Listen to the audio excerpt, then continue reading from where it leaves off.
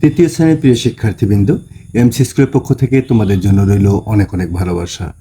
স্ক্রিনে তোমরা দেখতে পাচ্ছ তোমাদের গণিত বইয়ের সর্বশেষ অধ্যায় উপাত্ত সংগ্রহ এবং বিন্যস্তকরণ। এই উপাত্ত সংগ্রহ এবং বিন্যস্তকরণ এই অনুশীলনীর আমরা 149 এবং 50 পৃষ্ঠার সমাধান করে দেখব। এখানে বলছে সারণী তৈরি করা। তাহলে কিভাবে সারণী তৈরি করা যায় সেই বিষয়টা নিয়ে আজকে কথা বলবো।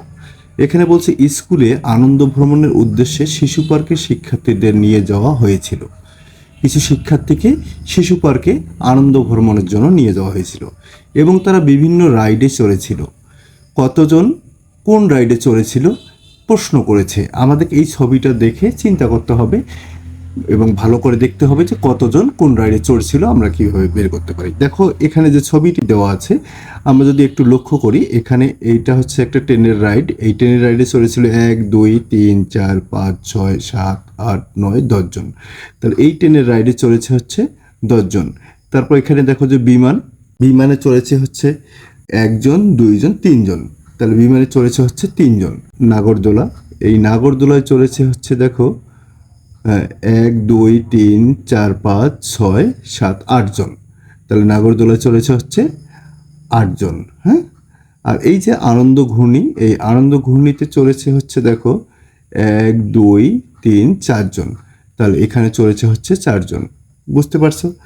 দেখো এই যে আমরা ছবিটা পর্যবেক্ষণ করলাম, যে শিশু পার্কের যে ছবিটি আছে ছবিটি পর্যবেক্ষণ করলাম। এরপর দেখো একজন বলছে আমরা কিভাবে সহজে হিসাব করতে পারি, আরেকজন বলছে আমরা তালিকা তৈরি করতে হয়, আমাদের তালিকা তৈরি করতে হবে। এক্ষেত্রে আমরা টেলি চিহ্ন ব্যবহার করতে পারি, টেলি চিহ্ন ব্যবহার করতে পারি। তাহলে এই যে টেলি চিহ্ন ব্যবহার করব, এই টেলি চিহ্নটা আমরা কিন্তু নতুন শুনতেছি, যদিও আমরা ক্লাস 2-এ শুনেছি। এখন দেখো আমাদের ক্লাস 3-তে কি বলতেছে। এখানে দেখো 150 পৃষ্ঠায় বলছে যে দ্বিতীয় শ্রেণীতে আমরা হিসাব করার সুবিধাতে টেলি চিহ্নের ব্যবহার শিখেছিলাম। 5টি করে সংখ্যার দলের হিসাব রাখার জন্য টালি চিহ্ন ব্যবহার করে খুব দ্রুততম পদ্ধতি। 5টি করে চিহ্ন, অর্থাৎ প্রথম 4টির প্রতিটির জন্য একটি করে খাড়া রেখা টানা হয়, কিন্তু পঞ্চমটির জন্য আগের 4টির আর এভাবে দাগ টানানো হয়। এরপর একটু ফাঁক দিয়ে আবার টালি চিহ্ন দেওয়া হয়। তাহলে এখানে দেখো তোমাদের প্র্যাকটিক্যালি দেখাই দিছে 5 কীভাবে টানতে হবে। অর্থাৎ 1 হচ্ছে 1, তাই না? একটা টান দেবো এরকম করে 1, 2টা দিলে হচ্ছে 2, 3টা দিলে হচ্ছে 3, 4টা দিলে হচ্ছে 4। কিন্তু 5 যখন করব তখন এটাকে আড়াআড়িভাবে দিতে হবে। তার মানে এটা হচ্ছে 5। আবার তুমি 6 লিখবা, তাহলে এর সঙ্গে তুমি ভাগ করে একটু লেখো 6, 6 হয়ে গেছে। তারপর 7, এখানে 7 দিয়ে দাও। 8 এখানে, তাহলে 5 6 7 8 9। এবার আবার তুমি 10 করবা, এইটাকে তোমাকে দিতে হবে। বুঝতে পারছো? অর্থাৎ 4টা খাড়া টাল থাকবে আর একটা হচ্ছে আড়াআড়ি, এই হচ্ছে 5। এখন বলছে চলো টালি চিহ্ন ব্যবহার করে ডান পাশের সারণীটি পূরণ করি এবং কতজন শিক্ষার্থী কোন রাইডে চড়েছিল তা বের করি। বলছে কোন রাইডেতে সবচেয়ে বেশি সংখ্যক শিক্ষার্থী চড়েছিল, এই ছকটা পূরণ করার পর আমাদের দেখতে হবে। তারপর কোন রাইডেতে সবচেয়ে কম সংখ্যক শিক্ষার্থী চড়েছিল, কতজন শিক্ষার্থী নাগরদোলা আনন্দ ঘূর্ণিতে চড়েছিল। দেখো আমরা এখানে দেখতে পাচ্ছি ছোট মণিদের রেলগাড়িতে চড়েছিল হচ্ছে 10 জন। এখানে দেখো 10টা টালি চিহ্ন, 1 2 3 4, এই যে আড়াআড়ি 5, এখানে 5 5 5 10। তাহলে এখানে হচ্ছে নাগরদোলায় চড়েছে 8 জন, আমরা ছবিটিতে দেখেছিলাম নাগরদোলায় 8 জন চড়েছিল। তাহলে 8 জন, আমরা 1 2 3 4, এই যে 5 করে ফেললাম। তাহলে আর লাগবে কত? 3, 1 2 3, এই যে হচ্ছে 8। তারপর দেখো 3 টানবো কীভাবে? 1 2 3 হয়ে গেছে আমাদের। 4 করব কিভাবে? 1 2 3 4। এখন মোট কতজন শিক্ষার্থী আছে এটা তোমার যোগ করবা। তাহলে 10 8 18 19 20 21, 21 হচ্ছে 25 জন। তাহলে মোট শিক্ষার্থীর সংখ্যা হচ্ছে 25 জন। এখন আমরা এই প্রশ্নগুলোর উত্তর কিন্তু সহজেই দিতে পারবো। কিভাবে? দেখো কোন রাইডে সবচেয়ে বেশি সংখ্যক শিক্ষার্থী চড়েছিল। দেখো সবচেয়ে বেশি সংখ্যক শিক্ষার্থী চড়েছিল 10 জন। কোন রাইডে? রেলগাড়িতে। তাহলে উত্তর হবে রেলগাড়িতে। তারপর বলছে কোন রাইডে সবচেয়ে কম সংখ্যক শিক্ষার্থী চড়েছিল। তাহলে সবচেয়ে কম সংখ্যক শিক্ষার্থী দেখো চড়ছে হচ্ছে উড়ন্ত বিমানে 3 জন। হ্যাঁ, তাহলে এখানে উত্তর হবে 3 জন। কতজন শিক্ষার্থী নাগরদোলা ও আনন্দ ঘূর্ণিতে চড়েছিল?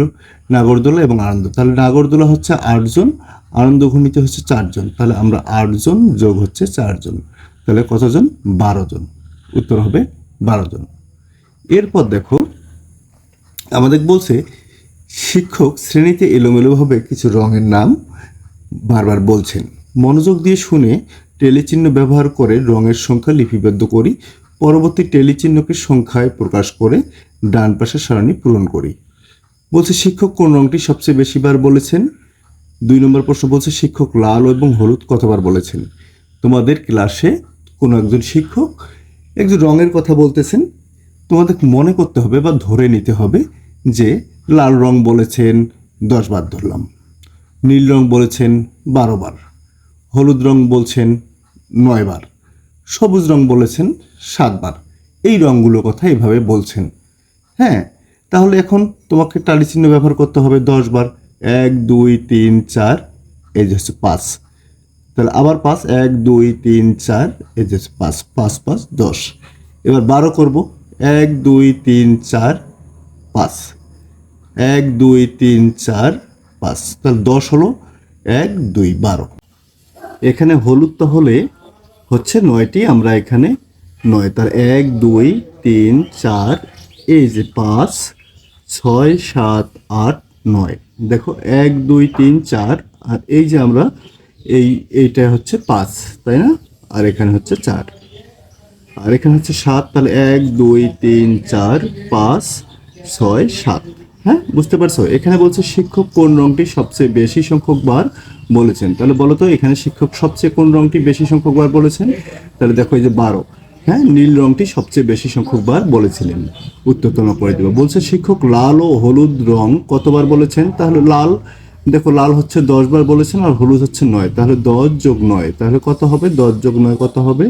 19 বার বলেছেন। হ্যাঁ, কতবার বলেছেন? 19 বার বলেছেন। এই হচ্ছে তোমাদের গণিত বইয়ের 149 এবং 150 পৃষ্ঠার সমাধান। আমরা ধারাবাহিকভাবে তোমাদের বইটির প্রতিটি পৃষ্ঠায় সমাধান করে দিচ্ছি।